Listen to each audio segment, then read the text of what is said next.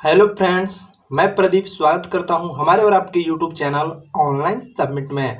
दोस्तों, आज के वीडियो में हम बात करने वाले हैं यहाँ पर कि जो सरकारी जो ज़मीन होता है उसको अपने नाम पर कैसे कर सकते हैं। पूरी वीडियो को एंड तक देखिएगा, आपको पूरी तरीके से यहाँ पर समझ में आएगा कि कैसे जो गवर्नमेंट का ज़मीन होता है, जो गवर्नमेंट यानी कि सरकार की तरफ से जो ज़मीन होता है वो अपने नाम पर कैसे करा सकते हैं। पूरी वीडियो को यहाँ पर लास्ट तक बताने वाला हूँ कि चाहे वो रेलवे विभाग हो, चाहे सड़क के किनारे हो, या फिर किसी गांव देहात के छोटे कस्बे में रहते हैं तो उन लोगों के यहाँ से, ठीक है। तो जाहिर सी बात है कि अगर यहाँ पर रेलवे विभाग में अगर जाते हैं, रेलवे विभाग के अगल बगल है, तो वो आप चाह कर के अगर करा करा भी लेते हैं अपने नाम पर, तो जरूरी नहीं होता है कि आपके नाम पर हो जाता है। वो कभी भी तुड़वाकर रेलवे विभाग वहां पर रेलवे ऑन कर सकता है, स्टेशन बना सकता है, ठीक है। सड़क के किनारे भी वही होता है, अगर वहां पर किनारे हैं तो आप अपने नाम पर करा लिए हैं तो वहां पर भी प्रॉब्लम हो सकती है। लेकिन अगर दोस्तों आप अपना गांव से बिलोंग करते हैं, किसी कस्बे से बिलोंग करते हैं जहां पर ना रोड है, ना रेलवे विभाग, ना कुछ है, फिर भी वहां पर सरकारी जो जमीन है वो चाहते हैं कि वो अपने नाम पर कर सकते हैं।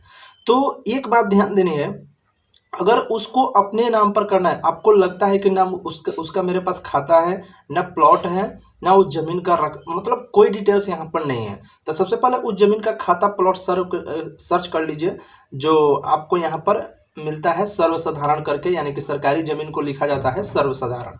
तो वहाँ पर अपने किसी भी रजिस्ट्री ऑफिस से पता कर सकते हैं या कर्मचारी से पता कर सकते हैं कि वो जमीन कैसा है, क्या है, ठीक है। तो यहाँ पर दो कंडीशन में होगा। अगर मान लीजिए अगर आप 30 साल से अधिक यहाँ पर कब्जे में वो ज़मीन है तो वो सीधी सी अपने नाम पर करा सकते हैं, उसमें कुछ नहीं रहता है। आप डायरेक्टली अगर 30 साल तक आपके कब्जे में वो ज़मीन रहता है तो उसको अपने नाम पर, जैसे कि कोई भी रजिस्ट्री ऑफिस में जाकर वहाँ पर क्या करना होता है, आपको खाता प्लॉट खतियान हर एक चीज़ वहाँ पर अटैच करके कोई भी आपको वकील वो क्या करते हैं, पूरी तरीक़ा से डॉक्यूमेंट तैयार कर देते हैं, जिससे आप अपना वो अपने नाम पर पूरी ज़मीन करा सकते हैं। 30 साल तक आपके कब्जे में होना चाहिए।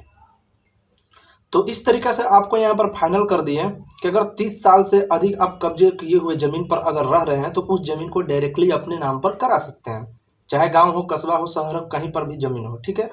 अगर मान लीजिए कि 30 साल नहीं, 10 साल, 12 साल, 15 साल हुए, तो आपके अंदर टैलेंट होना चाहिए उस ज़मीन को अपने नाम पर कराने के लिए। किसी भी वकील, सीईओ से मिलकर डायरेक्टली, ये सीईओ के अंडर से होता है, अगर सीईओ परिवर्तन कर देते हैं तो आपके नाम पर हो जाती है, ठीक है। तो उस तरीक़े से कराना रहता है। लेकिन अगर मान लीजिए कि कोई दूसरे के कब्जे में है और आप चाहते हैं तो लड़ाई झगड़ा का टेंशन बना बना रहेगा, तो उस कंडीशन में मैं आपको ये सलाह नहीं दे सकता हूँ। अगर कब्जा किया हुआ ज़मीन है तो वो चाहे तो अपने नाम पर करा सकते हैं। उम्मीद करते हैं ये वीडियो आपको बहुत पसंद आया होगा।